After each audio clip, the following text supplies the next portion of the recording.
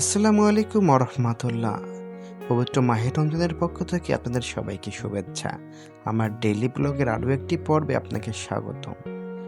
তো আজকে বাজার থেকে এনেছিলাম কিছু পোনা মাছ আর কিছু তেলাপিয়া মাছ। তো সেগুলোই আম্মু কাটছে আর আমি বসে বসে দেখছি। মাছ কাটা দেখতে বেশ মোটামুটি ভালোই লাগে। এই যে তেলাপিয়া মাছগুলো এখন অনেকটা জ্যান্ত বা জীবিত আছে, সেগুলো নড়াচড়া করতেছিল।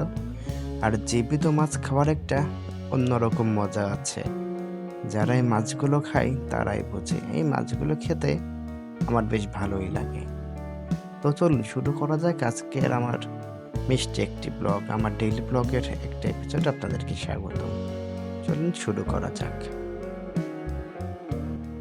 আমার প্রতিদিনের একটি রুটিন কাজ থাকে, সেটা হলো হাঁস মুরগিকে খেতে দেওয়া। তো আজকে সেটার জন্যই আমার রাইস কুকারে বাটিতে কিছু ভাত ছিল।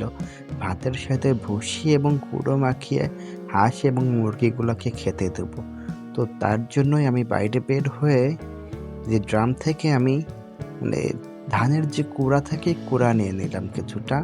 এই কুড়ার সাথে আবার কিছুটা ভুসিও মিক্সড করতে হবে। মিক্সড করে এগুলো আমি হাঁসকে খেতে দিব। আমি এই যে কুড়াগুলো নিয়ে নিলাম, এখন যাচ্ছি ভুসি নেওয়ার জন্য। এই ভুসিগুলো আমাকে বাজার থেকে কিনে আনতে হয়, আমরা বাড়িতে কিছুই বানাই না আর কি। এই যে এখন আমি ভুসির কাছে এলাম এবং ভুসির কৌটোটা খুলে এখান থেকে কিছুটা ভুসি নিয়ে নিব।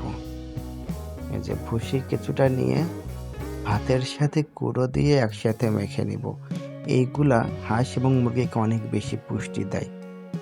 তো দেখতে থাকুন আজকে আমার একটি মিষ্টি ব্লগ। আমি কিভাবে প্রতিদিন কাটাই সেটারই একটি ব্লগ। আশা করছি ভালো লাগবে। কিছুটা পানি নিয়ে নিতে হবে, নয়তো হাঁস মুরগিরা খেতে পারে না, এদেরকে খেতে কষ্ট হয়। কিছুটা পানি নিয়ে নিছি এবং এটাকে এবার আমি হাত দিয়ে ভালো করে চটকে মাখাবো। দেখতে থাকুন আমার মিষ্টি ব্লগ। এই যে হাত দিয়ে আমি এখন মাখিয়ে নিচ্ছি। মাখিয়ে নিয়ে কিছুটা পিচ্ছিল হবে, তাহলে হাঁস মুরগিগুলো ভালোভাবে খেতে পারবে।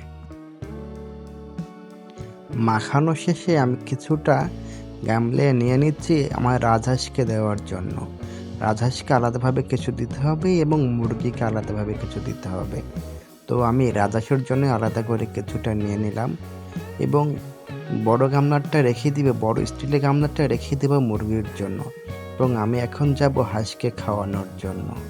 এই যে রেখে দিলাম ওটা মুরগির জন্য, আর উপরে লাল গামলাটা নিয়ে যাব হাঁসকে খেতে দেওয়ার জন্য।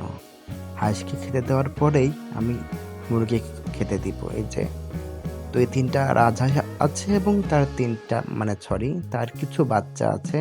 তো সবাই মিলে এরা এখন খাওয়া দাওয়া করবে। এই হাঁস মুরগি পালন করতে আমার বেশ ভালোই লাগে।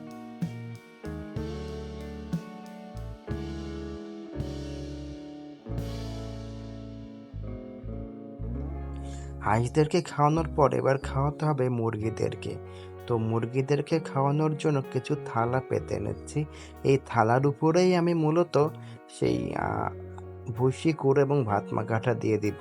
আর মুরগিরাও এটা খেতে বেশ ভালো পছন্দ করে। এই থালাগুলো বিছিয়ে নেওয়ার পরে আমি এর উপরে আস্তে আস্তে সেই গুঁড়ো মাখাটা দিয়ে দিব। এই যে মুরগিগুলো আস্তে আস্তে সবাই খাওয়া শুরু করছে, ওটা বেশ খেতে ভালো পছন্দ করে। সো এটা থাকে আমার প্রতিদিনের রুটিন। আর এইভাবেই আমি আমার দিনগুলো পালন করি। আর আমার ব্লগগুলো যদি আপনাদেরকে ভালো লেগে থাকে অবশ্যই সাবস্ক্রাইব করবেন, লাইক করবেন এবং শেয়ারও করবেন। আজকে এ পর্যন্তই, আবারও দেখা হবে কোনো নতুন একটি ভিডিওতে, নতুন একটি ব্লগে। সবাই ভালো থাকবেন। আসসালামু আলাইকুম ওয়া রাহমাতুল্লাহ।